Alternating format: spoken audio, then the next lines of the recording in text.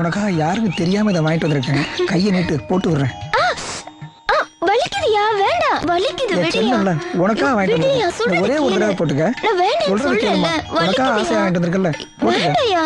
யாராவது பாத்துட்டாங்கன்னா? யாரு பார்க்க போறாங்க இங்க? நம்ம 2 பேரும் மட்டும் தானே இருக்கோம். ஏன் பயப்படுற? நான் ஒண்ணு இப்ப சொல்லல. அப்புறம்? ஐயோ, நீங்க போட்டு விட்டதுக்கு அப்புறம் யாராவது பாத்துட்டாங்கன்னா? யாராவது கேட்டா என்ன கட்டிக்க போறவர் தான் சொல்லு. வலிக்குது. சத்தம் போடாத. வலிக்குதியா? என்னைய நிறுத்திட்ட? உனக்கு தான் வலிக்குதுன்னு சொல்றியே. நான் வலிக்குதுன்னு சொன்னா நீ விட்டுருவியா? சீக்கிரம் போடியா. பல்ல கடிச்சிட்டு கண்ணை முடிக்க. பட்ட பகல்ல இப்படி ஒரு அநியாயம் நடக்குமா? இப்ப தலை குடிஞ்சு என்ன பிரயோஜனம்? கண்ணி பொண்ண கரும்பு தோட்டத்துக்குள்ள தனியா கூட்டிட்டு போறதுக்கு முன்னாடி யோசிச்சிருக்கணும். நீ நாங்க 2 பேரும் ஒருத்தர் உயிருக்கு உயிரா காதலிக்கிறோம். அட கருமம் பிடிச்சவனே, உலகத்துல ஆயிரக்கணக்கான ஜீவன்கள் வாழ்ந்துகிட்டு இருக்கு. இதுல கல்யாணத்துக்கு அப்புறம் சேர்றது மனுஷன் மட்டும்தான். மத்ததெல்லாம் கண்ட நேரத்துல கண்ட இடத்துல சேர்ந்துகிட்டு இருக்கு. என்ன மனுஷனா இல்ல மிருகமா? அந்த பொம்பளை சொன்னதை நம்பாதீங்க ஐயா. நாங்க அந்த மாதிரி எந்த தப்பும் பண்ணல. எங்களை நம்புங்க ஐயா. போத நிறுத்துற. பண்ண தப்ப எவன்டா ஒத்துக்கிறான்?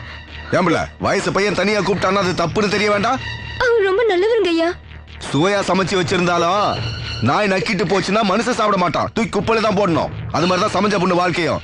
ஜாகிரதையா இல்ல குப்பை தான். யோ கணக்கு இந்தாங்க. நீ வேறயா? பொண்ணுங்க வயசுக்கு வந்துட்டா பெத்தவங்களுக்கு தூக்கம் கெட்டு போயிடும் சொல்லுவாங்க. ஏன் தெரியுமா? என்ன கேட்டா எனக்கு என்ன தெரியும்? கண்ணி கழியாம ஒருத்தன் கையில புடிச்சு கொடுக்கணுமேங்கிற கவலை தான். அதுக்குள்ள என்ன அவசரம் உங்க 2 பேருக்கும்? நாங்க அந்த மாதிரி எந்த தப்பு பண்ணலங்க ஐயா. ஆமாங்க, பொண்ணு அப்படிப்பட்ட பொண்ணு இல்ல, பையன் அப்படிப்பட்ட பையன் இல்ல. 2 பேருமே ரொம்ப நல்லவங்க தான். சரியா புரிஞ்சுக்காம இந்த அம்மா தான் தப்பா பரப்பி விட்டாங்க. உங்க குடும்பத்தை பத்தியா இந்த சமுதாயத்தை பத்தியா அக்கறைப்படாம 2 பேரும் திருட்டுத்தனமா சந்திச்சு பேசுறீங்களே, அதுக்கு மேலே போக மாட்டீங்கன்னு என்ன நிச்சயம்? உனக்கு பின்னாடி ஒரு தங்கச்சி இருக்கிறதையோ உனக்கு பின்னாடி ஒரு தம்பி இருக்கிறதையோ 2 பேருமே மறந்துட்டீங்களே. ஐயா சொல்றது சரிதானுங்க. இப்படியே எல்லாரும் நடந்துகிட்டா ஊர் என்னத்துக்கே ஆகும்? இளங்கோ, போய் ஒரு படி உப்பு எடுத்துட்டு வாப்பா.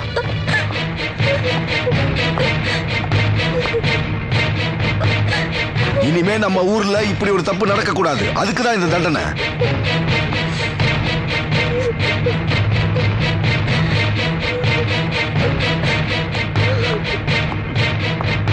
அந்த 2 பேருக்கு முன்னாடி கொண்டு போய் கொட்டுப்பா.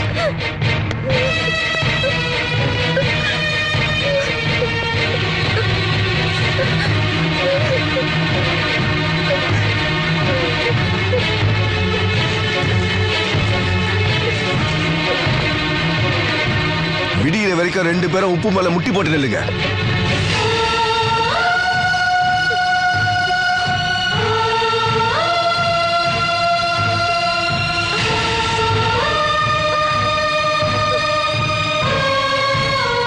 உங்களை பார்த்து மத்தவங்களுக்கு புத்தி வரட்டும்.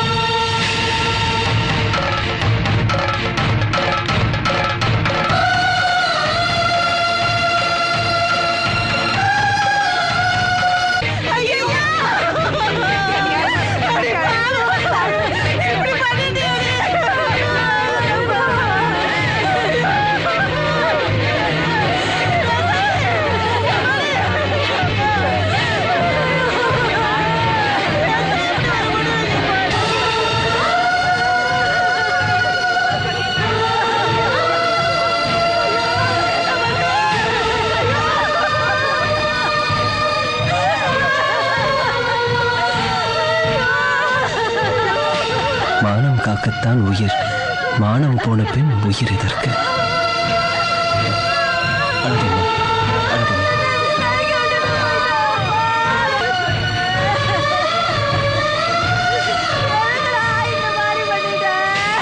இனிமே இந்த ஊர்ல யாரும் தப்பு பண்ண மாட்டாங்கன்னு நினைச்சேன். ஆனா புத்தி கெட்ட ஜென்மங்க மருந்து குடிச்சு செத்து போயிடுச்சுங்க. இருந்த ஒத்த பிள்ளையும் இப்படி போயிட்டானே. நான் உயிரோட இருக்கிற வரைக்கும் உங்களுக்கு நான் இருக்கேன். எனக்கு அப்புறம் என் மகன் இளங்கோ இருக்கான். மனசை தேர்த்திக்கிட்டு ஆக வேண்டியதை பாருங்க.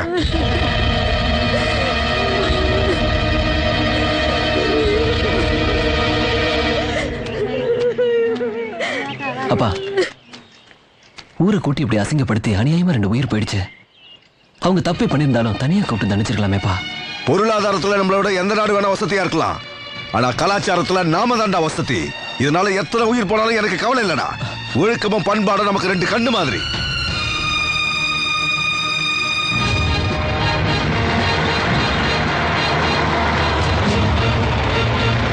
சரியா படிக்கிறாங்களா இல்லையான்னு கவனிக்கிறது இல்லையாடா?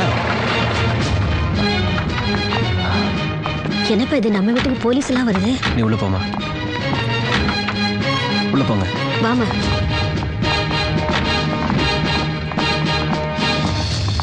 இங்க யார் சுந்தரவதனம்? அப்பாதான். என்ன விஷயம்? ஒரு முக்கியமான விஷயமா அவரை பார்க்கணும். அப்பா வெளியூர் போயிருக்காரு, வரதுக்கு 2 நாள் ஆகும். அவசரமா பார்த்தே ஆகணும். சார், நீங்க நினைக்கிற மாதிரி இங்க எந்த தப்பும் நடக்கல. எல்லாம் எனக்கு தெரியும். ஒவ்வொரு ஊர்லயும் ஏதாவது ஒரு தப்பு நடந்துகிட்டு தான் இருக்கு. ஆனா உங்க ஊர்ல மட்டும்தான் எந்த தப்புமே நடக்கல.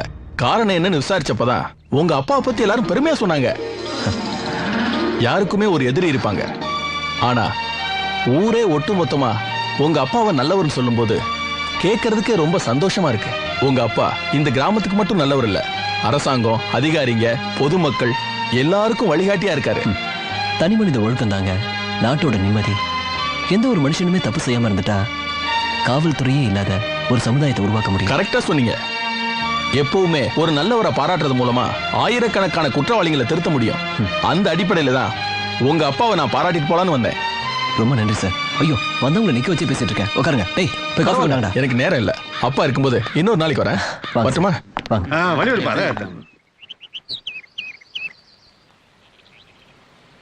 இப்படி ஒரு பிரச்சனை வந்துடக்கூடாதுங்கிறதுக்காக தான் உங்ககிட்ட இருந்து ஒதுங்கி இருந்தேன். இப்ப நான் உங்களுக்குள்ளேயே கரைஞ்சு போயிட்டேன். இனிமே நம்ம என்ன பண்ண போறோம்? மரணத்தை யாராலையும் தடுக்க முடியுமா? அது மாதிரி தான் காதலும். வந்துட்ட காதல என்ன பண்ண முடியும்? எதையும் சந்திக்க தயாரா இருக்கணும். உங்க தோப்பனார் நினைச்சா உங்களுக்கு பயம் வரலையா? சிங்கத்துக்கு பயந்து எந்த விலங்குமே காட்டை விட்டு போயிடுறது இல்லையே. ஆனா நீங்க சிங்கத்தோட குகைக்குள்ள தானே இருந்துட்டு இருக்கேன். மழை பெய்யறப்ப எல்லாருமே கொடையை பிடிச்சிட்டு போறோம். யாராவது இடி தாங்கிய பிடிச்சிட்டு போறோமா? ஏன்னா நம்ம தலையில இடி விழாதுங்கிற நம்பிக்கை தான். ஒண்ணு மட்டும் நீ நல்லா புரிஞ்சுக்க. நான் உன்னை நேசிக்கிறதுக்கு காரணம் என்னோட சந்தோஷம் மட்டும் இல்ல, என் அளவுக்கு எவனாவது உன்னை நேசிக்க முடியுமானதா.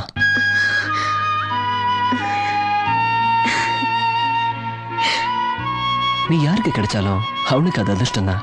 உனக்கு வனத்து பூச்சி பூ மேல உட்காந்து தேன் குடிக்கிற அழகு இருக்கே, பார்க்கறதுக்கு அழகா இருக்கும், பூவுக்கும் நோகாது. அதே பூ மேல வேற ஏதாவது உட்காந்தா என்ன ஆகும்? ஒரு ஆணோட வாழ்க்கையில சராசரி பொண்ணுங்க 1000 பேரை சந்திக்க முடியும். ஆனா ஒரே ஒரு லட்சியமான பொண்ணை சந்திக்கிறது ரொம்ப ரொம்ப கஷ்டம். நீ எனக்கு கிடைச்சிருக்க. நம்ம காதல் ஜெயிக்கும், கவலைப்படாத.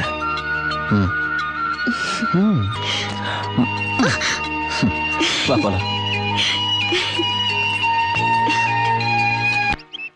இளங்கோ, இந்த வருஷம் நீ விவசாயத்தை பார்த்த எல்லாம் பசுமையா இருக்கு. எனக்கு ரொம்ப திருப்திப்பா, ரொம்ப சந்தோஷமா இருக்கேன்.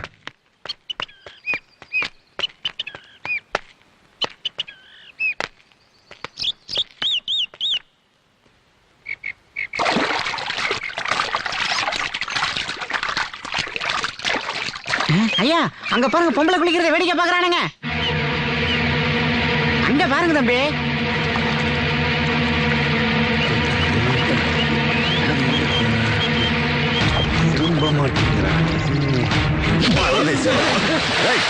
உப்பு போட்டு சொல்றீங்க. பொம்பளை குளிக்கிற பக்கத்துல உட்காந்து பாக்குற அறிவில்ல? யாரப்பா நீ? புதுசா இருக்க? குருக்கள் மாமாத்துக்கு வந்திருக்கேன். ஓ, குருக்கள் மாப்பிள்ளையா? ஆள் பொருத்தமா தான் இருக்க. சீக்கிரமா கல்யாணத்தை முடிச்சிட வேண்டியதுதான். பார்த்து குளிச்சுட்டு ஜாகிரதையா போ. என்ன யாருப்பா இந்த ஆளு? பாக்குறதுக்கு பொம்பளை மாதிரி இருக்கான், அவனை போய் மாப்பிள்ளை கீப்பிள்னு சொல்றீங்க? வயசு பொண்ணு தனியா வச்சிருக்கீங்களே குருக்களே. உங்க சொந்தத்துல ஒரு மாப்பிள்ளைய பாருங்க, என் செலவுலயே கல்யாணத்தை பண்ணி வைக்கிறேன்னு நேத்து தான்ப்பா சொன்னேன். அதுக்குள்ள மாப்பிள்ளை ரெடி பண்ணிட்டாரு. பொண்ணு விஷயத்துல ஒரு கண்ணாதான் இருக்காரு. தம்பி பாத்து பார்த்து நடக்கணும். இந்த வயசுல பாம்பு மேல கால் வச்சாலும் பாம்பு தான் சாகணும், கால் நடுங்க கூடாது.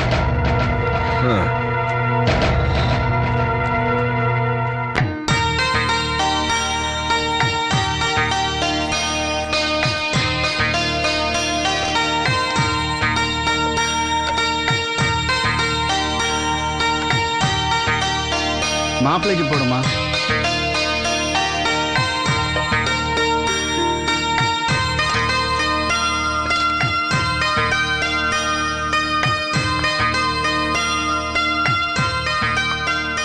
மாப்பிள என்னதான் இருந்தாலும் பெரியவா பெரியவா தான்.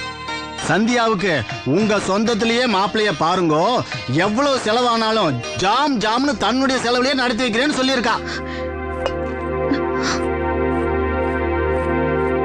ஆஹா, சந்தியா நன்னா சமையல் பண்ணிருக்காளே. பெரியவா மட்டும் இல்லைன்னா என் பொண்ணை நான் எப்படி கரை சேர்த்துவேன்? என்னம்மா நல்ல விஷயம் பேசிட்டு இருக்கும்போது கை நழுவ விட்டுட்டிய. பகவானை நினைச்சுண்டு கன்னத்துல போட்டுக்கோ. சரிப்பா. போ. காலையில குளத்துல குளிச்சுட்டு இருக்கும்போது பெரியவா என்னை விசாரிச்சுட்டு ரொம்ப சந்தோஷப்பட்டா. அப்புறம் என்ன மாப்பிள, நீங்க எதை பத்தியும் கவலைப்படாதீங்க, கல்யாணத்தை நல்லபடியா முடிச்சிடலாம். நேக்கு என்ன கவலை, அதான் நீங்க இருக்கல. நான் இருந்து என்ன பிரயோஜனம்? பெரியவா மட்டும் இல்லைன்னா இந்த கல்யாணம் எப்படி நடக்கும்?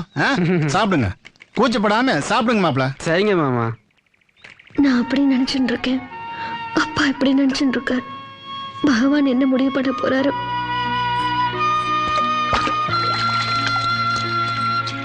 அப்பா, என் கல்யாண விஷயத்துல ரொம்ப அவசரப்பட்டுட்டேன்னு நினைக்கிறேன். நீ சந்தோஷப்படுவேன்னு நினைச்சேன், இப்படி வருத்தப்படுறியாம்மா? நான் கல்யாணம் ஆகி போயிட்டா நீங்க தனியாயிடுவேப்பா. நீ எங்கம்மா போக போற? எங்கூட தான் இருப்ப. புரியல? ஒத்த புள்ளைய வச்சிருக்கல, ஆத்தோட மாப்பிள்ளைய பாருங்கன்னு பெரியவா சொன்னதுக்கு அப்புறம் தான் இந்த மாப்பிள்ளை ஏற்பாடு பண்ண. தோப்பனாரை எதிர்த்து பேசுறதா நினைக்காதே. இந்த மாப்பிள்ளை மேல எனக்கு இஷ்டம் இல்ல. ஆத்தோட இருக்கிறதுக்கு இதை விட நல்ல மாப்பிள்ளை கிடைக்க மாட்டாம்மா.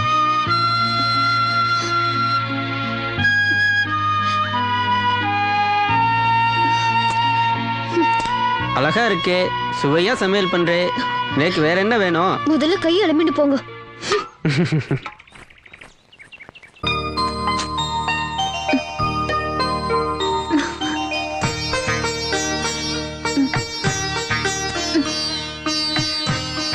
சந்தியா, சந்தியா, காதல விழுது. சொல்லுங்க. நீ ரொம்ப அழகா இருக்க. நன்றி. மூஞ்ச பாரு. நான் ஊருக்கு கிளம்புறேன். தாராளமா போங்க. நான் போறேன்னு சொல்றதுல உனக்கு வருத்தம் இல்லையா? இல்ல. சரி, உன்னை மறக்காம இருக்கிறதுக்கு எனக்கு ஒண்ணு கூட. என்ன வேணும்னு சொல்லுங்க, தோப்பனார் கிட்ட கேட்டு வாங்கி தரேன். இது தோப்ப நாட்டு கேக்குற விஷயம் இல்ல, ரகசியமா ஒரு முத்தம் கூட. நம்ம தான் கல்யாணம் பண்ணிக்க போறோமே, தப்பே இல்ல. நீங்க அப்படி நினைச்சிட்டு இருந்தா? என்ன மாப்பிள, சந்தியாவை ரொம்ப பிடிச்சு போச்சா? தோட்டம் தரவுன்னு பின்னாடியே சுத்துறேன். சந்தியா கிட்ட சொல்லிட்டு போயிட்டு ஊருக்கு போய் மத்த ஏற்பாடுலாம் பண்ணலான்னு தான். தங்கமான மாப்பிள, சந்தோஷமா அனுப்பி வையுமா. போயிட்டு வாங்க. பூ பறிச்சுண்டு சீக்கிரமா ஆத்துக்கு போமா, மாப்பிளைய அனுப்பி வச்சுட்டு வர. சரிங்கப்பா. வாங்க மாப்பிள, வாங்கோ. சந்தியா, வர்றேன். நடங்கோ, பிரியவா கிட்ட எல்லாம் பேசி நல்ல நாள் பார்த்துட்டு வாங்கோ.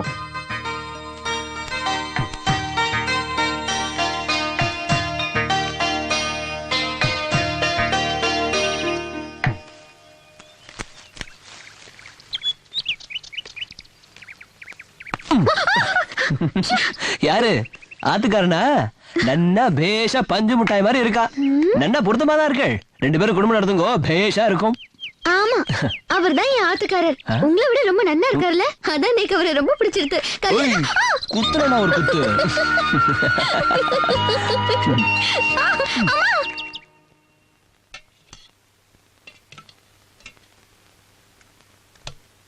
தங்கராசு, அப்பா, பக்கத்து ஊர் ஜமீனை பத்தி உனக்கு தெரியும்ல?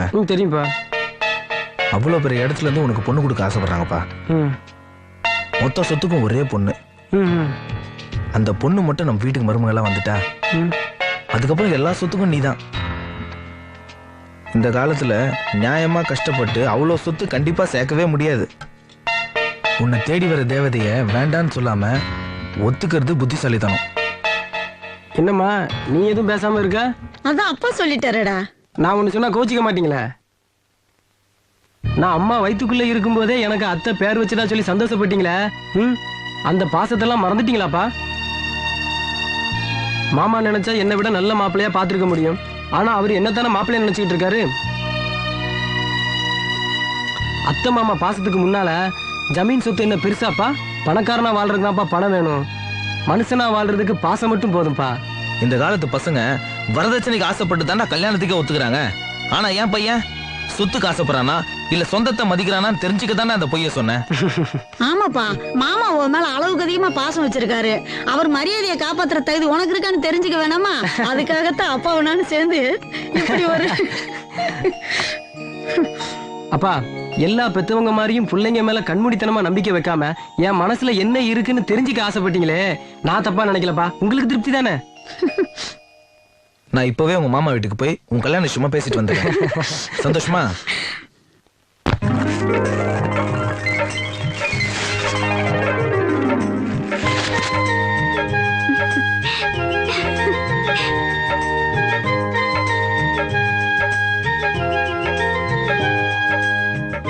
என்னாச்சு உங்களுக்கு?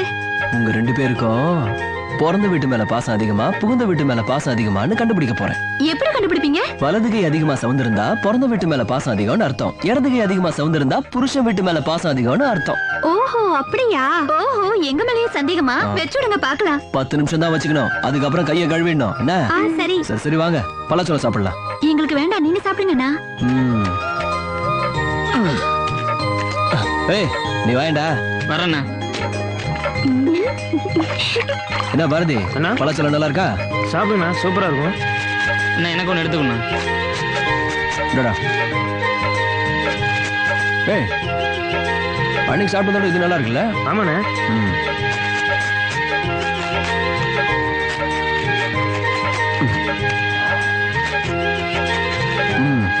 சாப்பிடுங்க. எப்படி இருக்கு? தேன் மாதிரி இருக்கு. நம்ம தோட்டத்து பழம் நல்லா இருக்குல்ல? என்னடா? ஆமாண்ணே, சூப்பரா பார்த்து சாப்பிடு, வயிற்று வலிக்க போகுது. எனக்கா? சரி சரி, கையை கழுவுங்க. போடாந்தி போய் தண்ணி எடுத்துடா. சரிண்ணே. எப்படி சவுண்ட் இருக்கு? அண்ணங்கார மேல பாசம் இருக்கா இல்லையான்னு பாத்துருவோம். இந்தாங்கண்ணே. கொடு, கை நீட்டுங்க. கழுவு கழுவு, நல்லா தேய்ச்சி கழுவுங்க. கை காட்டுங்க, காட்டு. ஏய், இங்க பாத்தீங்களா, தங்கச்சிங்களுக்கு நம்ம மேலதான பாசம் அதிகம். 2 பேருக்கும் வலது கை மட்டும் தானே செவந்திருக்கு. நான் தான் சொன்னேன்ல, தங்கச்சிங்கடா தங்கச்சிங்க தான்டா, பாசக்கார பிள்ளைங்கடா. ஆமாண்ணே, 2 பேரும் நம்ம மேல ரொம்ப பாசமா இருக்காங்கண்ணே. நீங்க நல்லா ஏமாந்தீங்களா? வெச்சதுமே இடது கையை கழுவிட்டோமே. அட படுவா ராஸ்கோல், அப்படியா? பாத்தீங்களாடா, இங்க இருக்கிற வரைக்கும் தான் அண்ணன் தம்பிங்க எல்லாம் புருஷன் வீட்டுக்கு போனாங்க நம்மள மறந்துடுவாங்க. இவங்கள புடிடா புடிடா, 2 பேரும் புடிடா.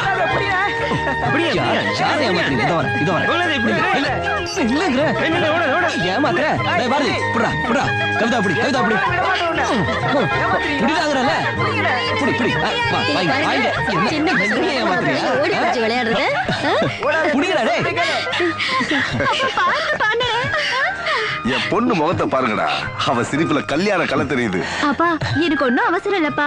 பெரிய எனக்கு முதல்ல முடிங்க, அண்ணிய கொஞ்ச நாள் அதிகாரம் பண்ணிட்டு அப்புறம் தான் போவேன்.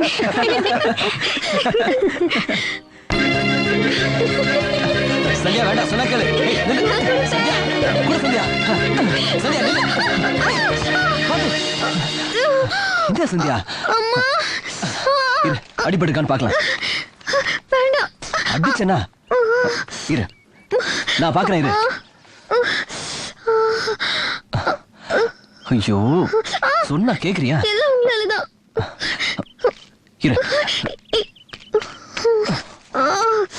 ஐயோ, வலிக்குதே. கொஞ்சம் எரியும், தாங்க. ஒண்ணும் ஆகாது.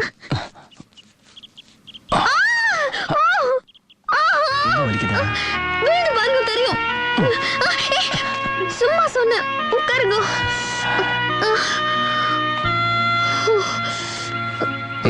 இங்க பாரு, உனக்கு வலிக்காம இருக்கிறதுக்காக ஒரு விஷயம் சொல்லட்டுமா? என்ன? கல்யாணமான புதுசுல மாமியார் வீட்டுல மாப்பிள்ளைக்கு அடிக்கடி நாட்டுக்கோழி ஆக்கி போடுவாங்களே, ஏன் தெரியுமா? ஐயோ, அதப்ப என்னன்னு கேட்டா நீக்கு என்ன தெரியும்? வாழ்க்கையோட உச்சகட்ட ரகசியமே அதுக்குள்ளதான் அடங்கி இருக்கு. கேக்குறதுக்கு அருவருப்பா இருக்கு. இதுல என்ன பெரிய ரகசியம்? கல்யாணத்துக்கு முன்னாடி எல்லா அம்மாக்களும் தான் பொண்ணுக்கு அந்த 3 நாள் சரியா வருதான்னு கவனிப்பாங்க. 2 நாள் தள்ளி போனாலே பதட்டப்படுவாங்க. அதுக்கு இதுக்கும் என்ன சம்பந்தம் இருக்கு? அதே அம்மா தன் பொண்ணுக்கு கல்யாணம் முடிஞ்சதுக்கு அப்புறம் 2 வாரம் தள்ளி போனாலும் ரொம்ப சந்தோஷப்படுவாங்க. ஏன் தெரியுமா? இதே மாதிரி பையனும் பொண்ணும் விடிகிற வரைக்கும் வெக்கப்பட்டுக்கிட்டு இருந்தாங்கன்னா அவங்களுக்குள்ள என்ன நடக்கும்? போங்க, நீங்க ரொம்ப மோசம். நான் கிளம்புறேன். இதுக்கு மேலதான் முக்கியமான விஷயமே இருக்கு. அதை தெரிஞ்சுக்காம போனா எப்படி? உட்கார். இப்போ 2 பேரு கலந்துக்கிற போட்டியில ஒருத்தர் தோத்தாதான் இன்னொருத்தர் ஜெயிக்க முடியும். 2 பேரும் சமமா போயிட்டு இருந்தா யாரும் ஜெயிக்க முடியாதுல்ல. அந்த மாதிரிதான் முதலிரவு வரையில வெக்கமும் இருக்கும், ஆசையும் இருக்கும். 2 சமமா இருந்தா ஒண்ணுமே நடக்காதுல்ல. அதனால தான் கூச்சத்தை போக்கி ஆசையை தூண்டி விடுறதுக்கு நாட்டுக்கோழி அடிச்சு மாப்பிள்ளைக்கு